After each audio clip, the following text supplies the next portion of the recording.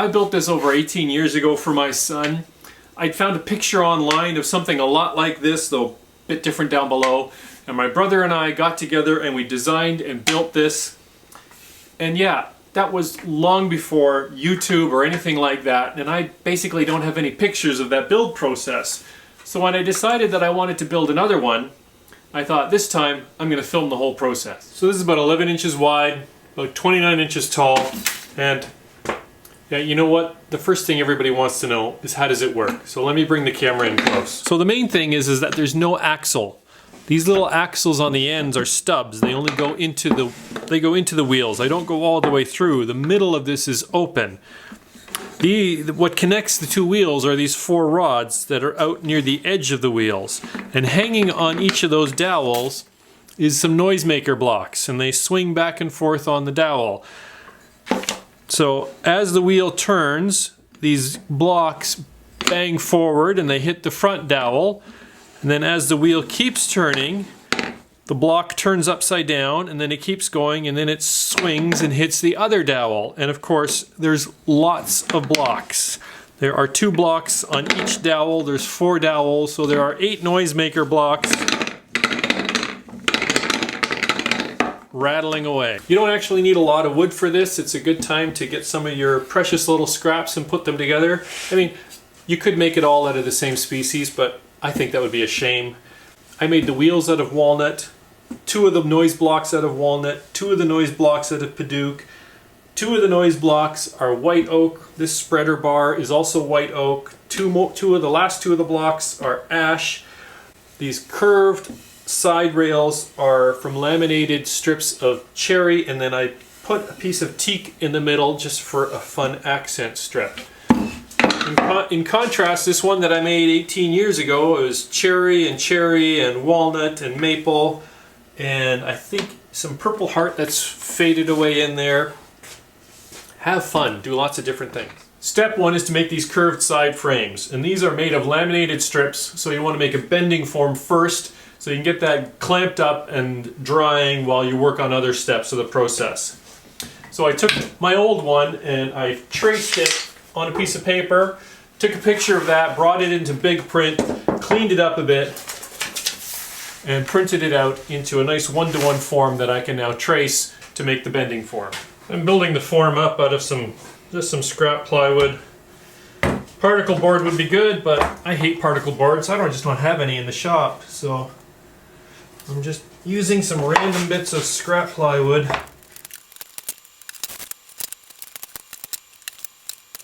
I know the shape that the form's going to take, so I'm careful to keep the brads where I'm not going to be cutting.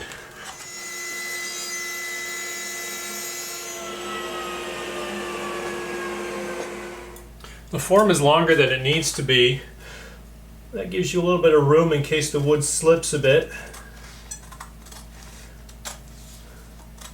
And the first section is straight, so I'm just going to line that up with the edge of the wood.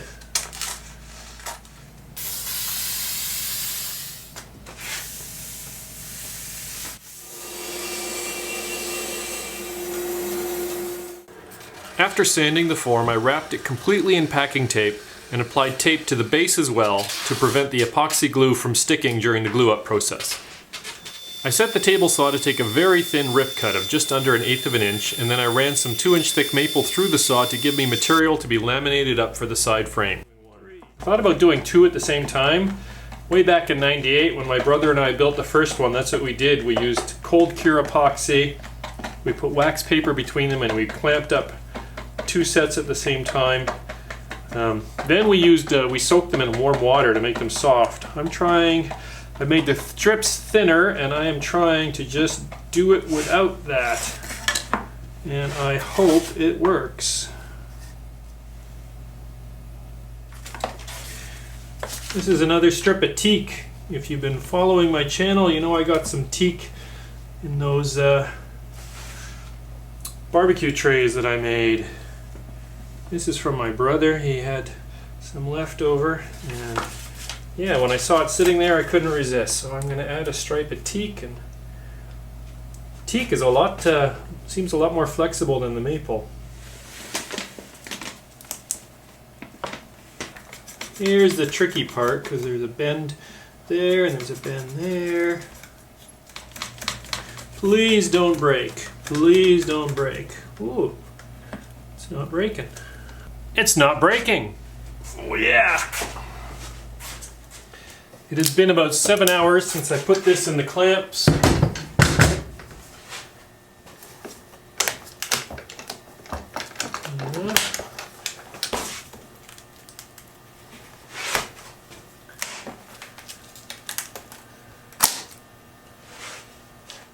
That turned out pretty good. So now I'm going to do that again with the second piece.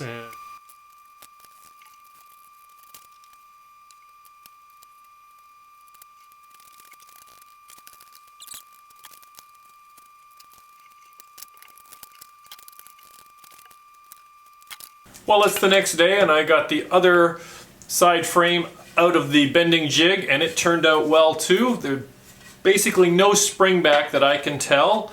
These are going to go together like this. They go together like that. So next I'm going to, they are covered in little bits of epoxy and whatnot, so I'm going to take this and clean the edges up on the joiner and probably the belt sander, and really the only face that really matters is here, where this is going to be glued together later. Like all of this, I'm so used to working with straight lines and there's no straight lines in this project, so this is the only one that really has to be flat for gluing together later on.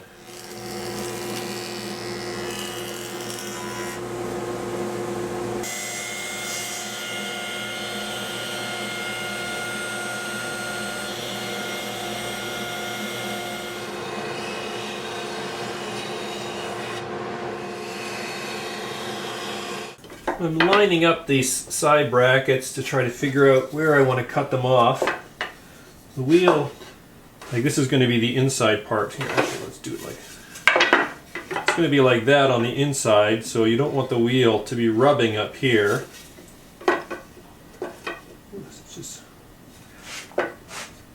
So there's where the axle of the wheel goes. I think about there. And I want to leave some wood below the axle because it's going to look like this. The axle is going to stick through here and you need some wood below the axle, and then I'll just round it off. Maybe like that.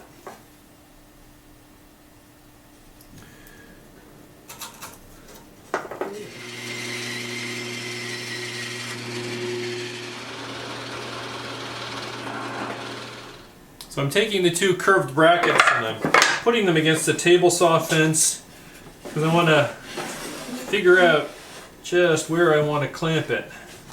So this was actually becoming tricky, so what I did is I put a piece of tape here and I drew a line here, and then actually I continued that line right here to the fence, and then I lined this up with the center of that line. And I could measure that both bracket is about the same distance away from this pencil line. Okay, let's glue it together. I'm adding a couple of little blocks on the outside of mine. I found my brackets turned out a little bit thinner than I want. I'll explain that in a minute when we talk about the handle. But for now, let's get this glue in place.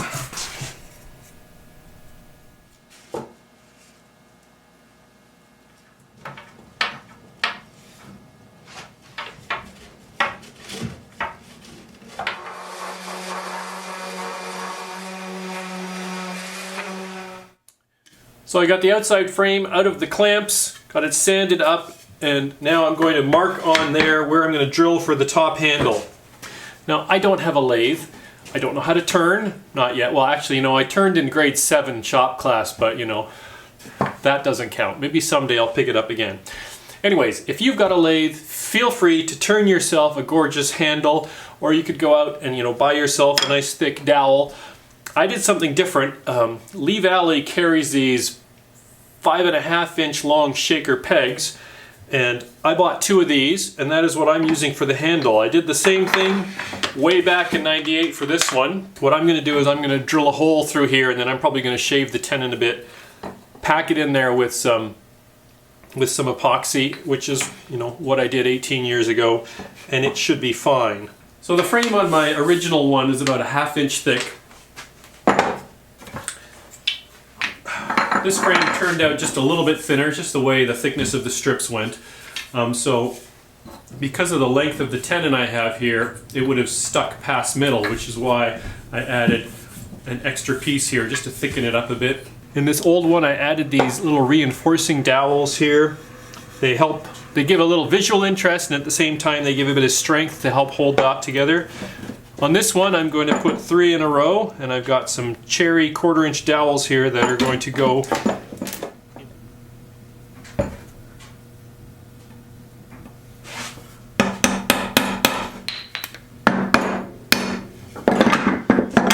and we'll put that aside to dry. Well, the nice thing about epoxy is it works with those pumps. But that's also the bad thing about epoxy, because you need to use an entire pump. At least, you know, I've never tried figuring out how to do it otherwise. Just got to get the ratio right, I guess. But anyways.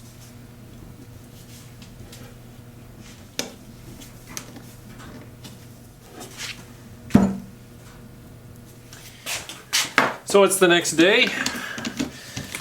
Yeah, that's looking good.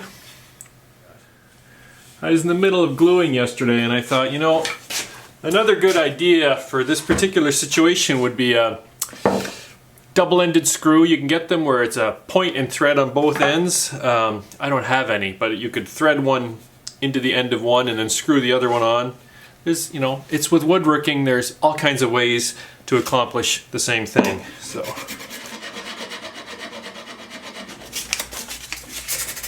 A little cleanup of the epoxy. So with the handles installed, reinforcing dowels, this part of the noisy pull toy is essentially complete. So that goes like that. Let's work on these wheels and these noisemakers. The wheels are 6 inches in diameter. They have 4 holes that go through. Those are decorative and they let the sound out. There's an axle hole on the outside. On the inside, there's 4 holes for these cross pieces. They only go part of the way through, so there's a lot going on there. So I drew them up in CAD, and I've got them printed out now, so I can just stick them on the piece of wood, and everything's all marked there for me to just trace and drill, and everything's good. I recommend using the inside face pattern first, because that has all the holes on it, the ones that go part way through and the ones that go all the way through, so it's easy to get them all marked all at once, as opposed to if you started on the outside face, it would just be a little bit more fussing to get it lined up. It's a good idea to center punch all the holes before the paper gets messed up.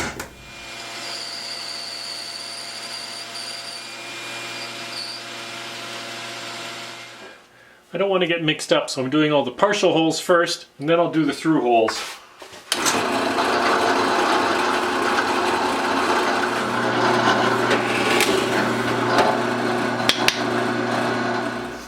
I only need the outside pattern for the center hole for the axle. So we just need to cut out the circle carefully and then fit it onto the blank, and then we can drill the axle hole.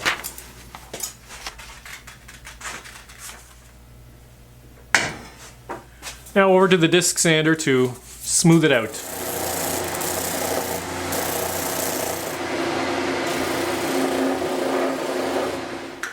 I'm going to round over all the edges on the wheels. That's the outside edges as well as inside the holes on the router table. Make it all just a little bit soft and gentle.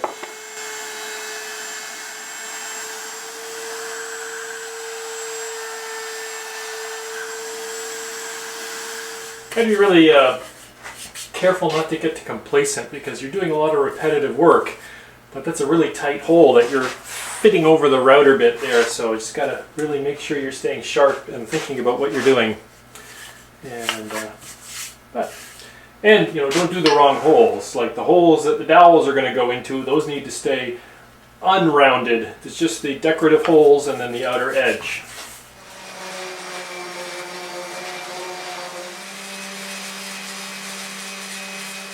The gap is not quite 9 1/4. In fact, it's 9 1/8 up here.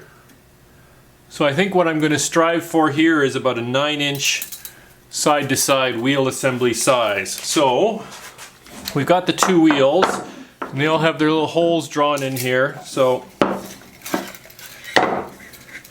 you measure this to work out the length of the 4 dowels that are going to connect it. So we got the inside point. Got to do some math.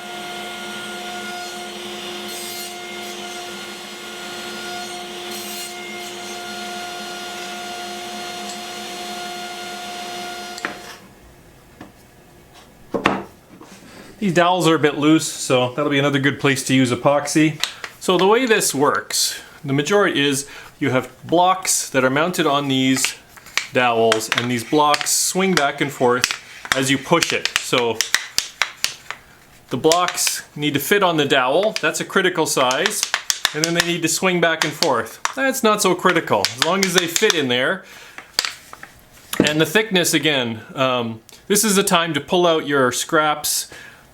You're looking for small stuff. The varying thicknesses don't really matter. You just want to fit the space.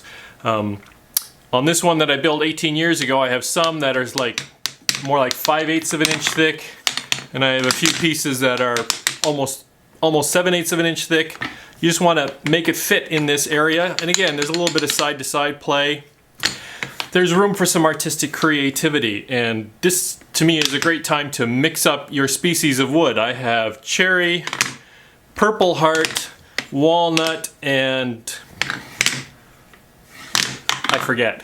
So in my plans I drew up in CAD. I mean, it's simple. You could measure the dimensions and just work it out, but I just made up a pattern. You can trace that.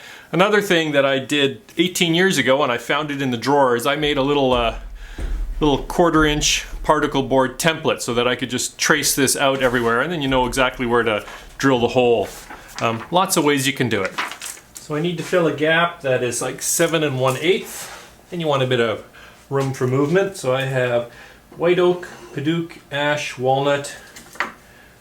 I got 4 pieces. I planed them and cut them and trimmed them, and 4 pieces add up to 3 1/2, and I'm going to need 2 of each, so that's 7 inches. So that gives me 1/8 of an inch for wiggle room between all the pieces. That should be good. No, that's not right.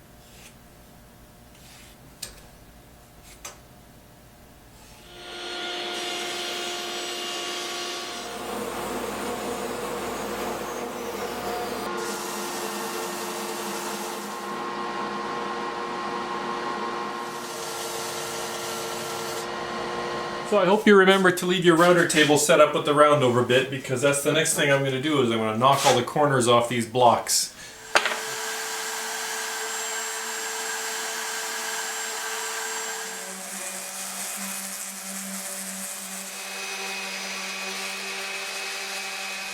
So the next thing I want to work on is what I call the spreader bar, is horizontal bar that goes above the wheels.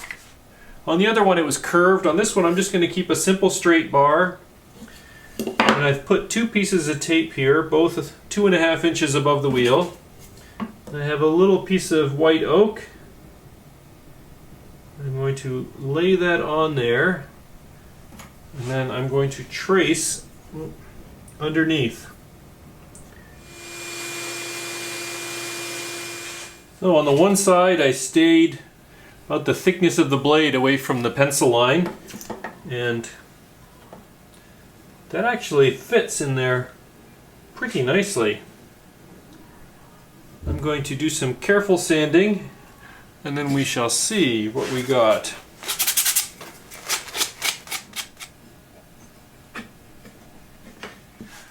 Okay, I'm ready to go here, and I think my only solution that's going to work here is to use some gel CA glue. Assuming I don't want to put nails, and then I'm going to put some dowels in from the outside, but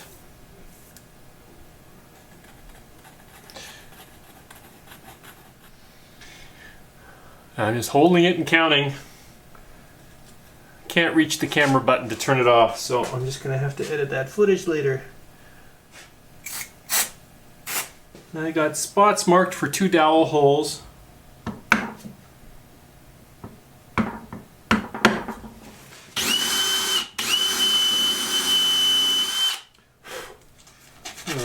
Chamfer the tip a little bit. Oh, I'm totally cutting my head off, aren't I?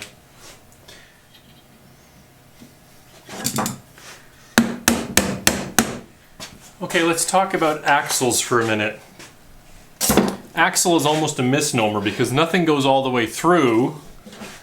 Nothing's going all the way through because that's where all the blocks are. This little axle only goes about halfway into the wheel. But anyways, those are the axles.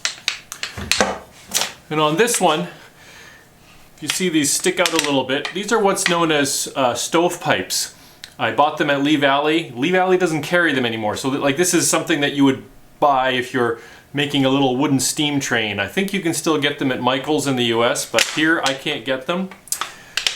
So I just have a little bit of dowel sticking out, and that's really all you need because that's going to lock it into place, but like that's not very attractive, I think. So I got these little balls at the craft store and I drill a little hole into them and they look like this. Let's bring that in closer. Now I'm going to cut this a little shorter so it's going to go like that. And how did I get that little ring on there? Let me tell you about that. How do you drill a hole in the ball? Because I needed to drill a hole in this wooden ball in order to get it onto that bit of dowel.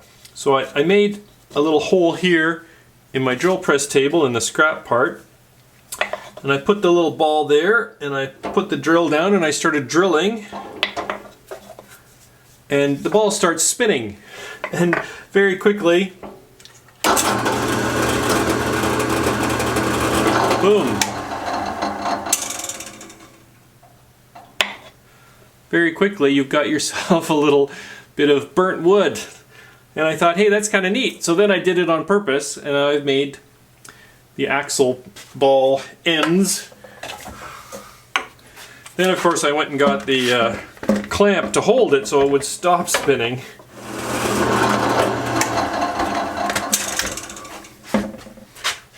There we go. Time to put some finish on this and glue this section all together. So the noisemakers need to swing on these dowels and they need to swing freely, but the dowel is a 3/4 inch dowel and the hole is a 3/4 inch hole, so I had to spend some time with the sandpaper making the dowel just a bit skinnier. That's something you want to keep in mind because it's got to swing freely. You don't want it to be tight.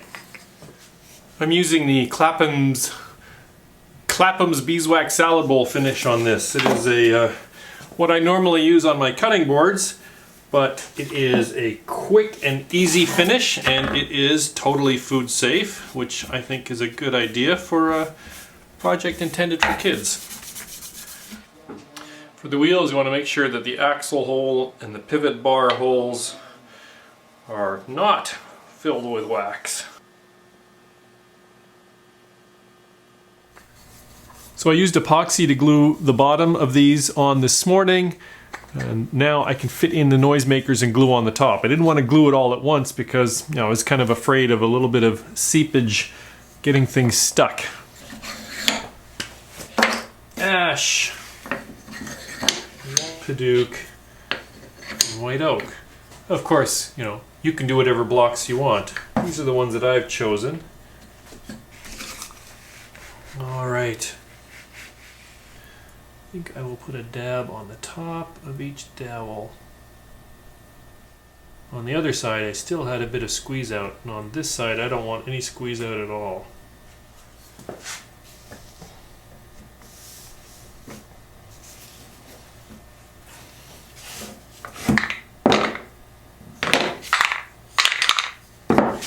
And we'll put that aside for about 10 minutes.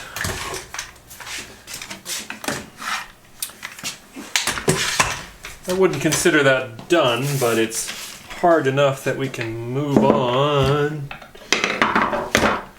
to this one. Poke a few holes in the side here to maybe give something for the epoxy to move into and give a little bit of a bite. All right, that's one.